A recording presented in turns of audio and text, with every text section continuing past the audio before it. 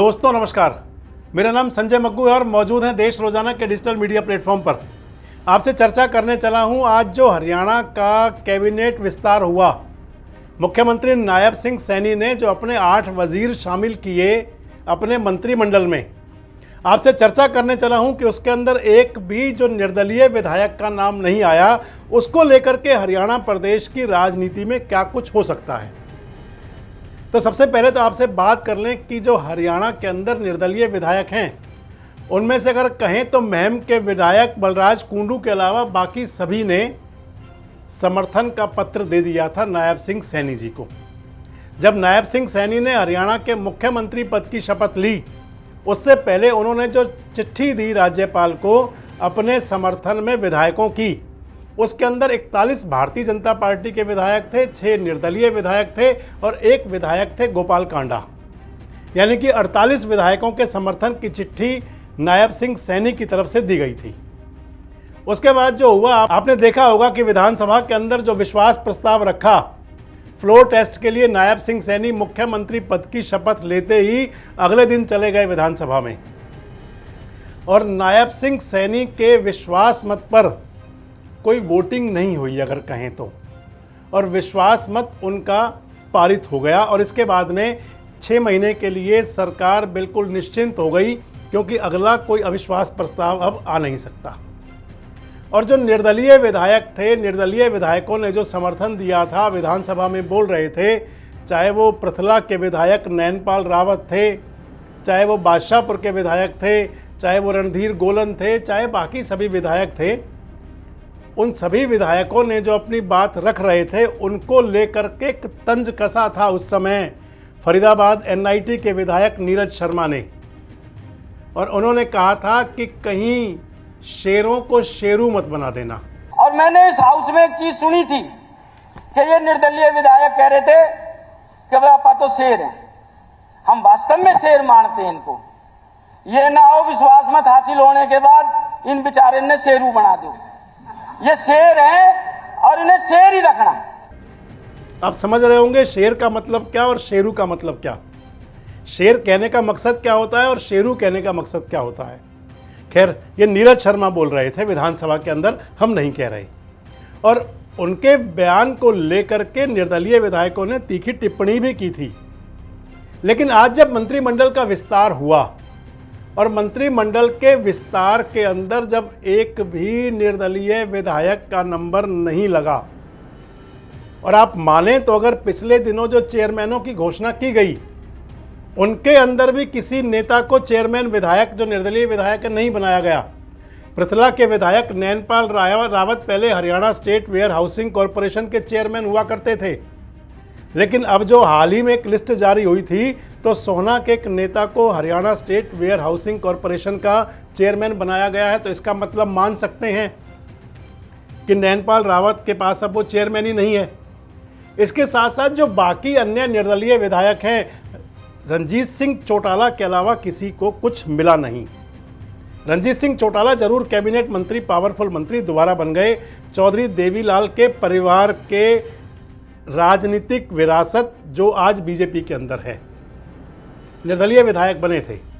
आपको सभी निर्दलीय विधायकों के बारे में अगर बात करें तो नैनपाल रावत ने जो पृथला का विधानसभा चुनाव जीता था, बड़े अंतर से जीता था। भारतीय जनता पार्टी से बागी होकर के विधायक बने थे और विधायक बनने के तुरंत बाद बीजेपी को समर्थन दे दिया था, जो अब तक चला आ रहा है। और आप माने तो अब की बार तो जब चला सारा जो मुख्यमंत्री का चेहरा बदलने का जो सारा घटनाक्रम था, उस सारे में नैनपाल रावत सबसे आगे थे। लेकिन जब मंत्रिमंडल का विस्तार हुआ तो उनका नंबर नहीं आया। राजपूत नेता के नाम पर चर्चाएं थी कि नैनपाल रावत का नंबर लग सकता है, लगा नहीं। राजपूत नेता के नाम पर संजय सिंह बने। खैर, जो मंत्री बने हैं, अगली वीडियो में आपसे चर्चा करूंगा कि उनका क्या प्रोफाइल है और हरियाणा की सरकार के अंदर आगे क्या हो सकता है। अभी चर्चा मैं आपसे निर्दलीय विधायकों की कर रहा हूं। रणधीर गोलन भी हमेशा सरकार के पक्ष में आगे बढ़कर बोला करते हैं, लेकिन अब की बार का जो मंत्रिमंडल विस्तार है, नाम उनका भी चर्चा में था कि उनकी भी लॉटरी लग सकती है, हुआ नहीं। और बाकी जो विधायक और जो सभी विधायक हैं, बलराज कुंडू तो मैंने आपको पहले ही बता दिया अलग हैं। गोपाल कांडा का नाम बड़ा चला था अब की बार, कि जो गोपाल कांडा जी को जो पिछली बार जो पहली बार मनोहर लाल मुख्यमंत्री बने थे, यानी कि मनोहर पार्ट 2 की सरकार, जिसके अंदर की गोपाल कांडा ने समर्थन दिया था निर्दलीय विधायकों के साथ साथ, और अब जब दूसरी बार जरूरत पड़ी तो साथ खड़े होकर हुए। पहली बार मंत्री बनने की बात भी चली थी, लेकिन उस समय चर्चाएं ये आ गई थी कि भारतीय जनता पार्टी की किसी महिला नेत्री ने उनका रास्ता रोक दिया था। और अब भी गोपाल कांडा का नाम चला था। अब तो गोपाल कांडा, जो उन पर आरोप लगा हुआ था गीतिका शर्मा वाले, उनके जो आत्महत्या वाला, सुसाइड वाला मैटर था, जो जिसके अंदर आरोपी थे गोपाल कांडा, उससे बरी भी हो चुके हैं। लेकिन इसके बावजूद अब की बार बड़ी उम्मीद थी गोपाल कांडा को कि शायद उनका नंबर लग जाए। एनडीए की मीटिंग में भी गोपाल कांडा की पार्टी गई थी हलोपा, अब सरकार को भी समर्थन सबसे पहले दिया था, लेकिन नंबर लगा नहीं उनका भी। इसके साथ साथ मान लें तो बाकी निर्दलीय विधायक भी आज तो लगाए हुए थे कि कहीं उनका नंबर आ सकता है, चाहे वो सोमवीर सांगवान भी क्यों ना हो। लेकिन राजनीति के अंदर माना यह जाता है कि जिनके बूते सरकार बनती है वो निर्दलीय विधायक, उनमें से किसी एक का भी नंबर नहीं लगा। चर्चा तो ये भी थी कि जो जननायक जनता पार्टी के जो विधायक पहुंच जाते थे, चाहे वो विधानसभा में पहुंचे हुए थे और चाहे वो विधानसभा के सत्रों में हमेशा दादा रामकुमार गौतम बड़ा खिलाफ बोला करते थे। देवेंद्र बबली सबसे पहले पहुंच गए थे, सरकार बदलते ही, मुख्यमंत्री का चेहरा बदलते ही देवेंद्र बबली सबसे आगे थे। मुख्यमंत्री नायब सिंह सैनी के शपथ ग्रहण समारोह में भी आगे थे और विश्वास मत पर भी पहुंचे थे। लेकिन इसके बावजूद भी अगर यहाँ देखें तो जननायक जनता पार्टी के जो 5 विधायकों ने पाला बदला, उनमें से भी किसी का नंबर नहीं लगा। 6 निर्दलीय विधायक जो गए, उनमें से भी किसी का नंबर नहीं लगा, रंजीत चौटाला को छोड़ करके।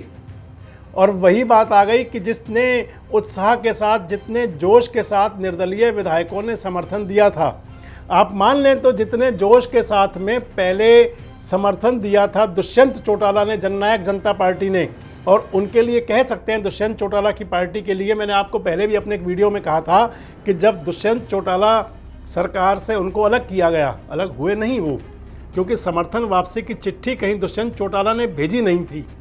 एनडीए गठबंधन की टूटने की घोषणा कहीं भारतीय जनता पार्टी ने की नहीं थी। और बड़े चुपके से जिस प्रकार दुष्यंत चौटाला को अलग किया था, और दुष्यंत चौटाला के लिए कह सकते हैं कि बड़े बेआबरू होकर तेरे कूचे से हम निकले, उस लिहाज से जैसे दुष्यंत चौटाला की रुखसती हुई थी। हालांकि शायद वो डैमेज कंट्रोल ही रहा होगा, जिसमें मुख्यमंत्री, पूर्व मुख्यमंत्री मनोहर लाल, पूर्व उप मुख्यमंत्री दुष्यंत चौटाला से मुख्यमंत्री निवास पर मिले थे नायब सिंह सैनी के मुख्यमंत्री बनने के बाद। लेकिन ये जरूर है कि जैसा दुष्यंत चौटाला के साथ 4.5 साल बाद हुआ था, अगर मैं ये कह दूं कि निर्दलीय विधायकों के साथ वो 1 सप्ताह में ही हो गया। उनको कोई वो फल मिला नहीं जिसकी उन्होंने उम्मीद की होगी। जिनके बूते सरकार बनने की बात चली थी कि निर्दलीय विधायक साथ खड़े हैं, लेकिन वो निर्दलीय विधायकों को आज जब मौका नहीं मिला तो फिर वो ज़रूर नीरज शर्मा का वो बयान शेरू और शेर वाला कहीं चल रहा होगा, और ज़रूर निर्दलीय विधायक खुद को भी सोच रहे होंगे कि ये क्या हुआ, कैसे हुआ, क्यों हुआ। वो गाना सुना होगा आपने, फिल्मी गीत। आपको क्या लगता है कि ये क्या हुआ, कैसे हुआ? आपको क्या लगता है कि निर्दलीय विधायकों को मंत्रिमंडल में शामिल ना करके या कोई अब नई चेयरमैनी ना दे करके क्या कोई अलग संदेश दिया गया है? और आपको क्या लगता है कि इसका क्या आने वाले समय में हरियाणा की सरकार या हरियाणा की राजनीति पर कोई असर पड़ सकता है? कमेंट्स बॉक्स में आके अपनी प्रतिक्रिया जरूर दें, और इस प्रकार के वीडियोस, अपडेट्स के लिए हमारे साथ जुड़े रहें, देखते रहें देश रोजाना। हमारे साथ जुड़े रहने के लिए देखते रहिए देश रोजाना का यूट्यूब चैनल, सब्सक्राइब कीजिए। साथ ही देश रोजाना की खबरें सबसे पहले देखने के लिए प्रेस कीजिए बेल आइकन।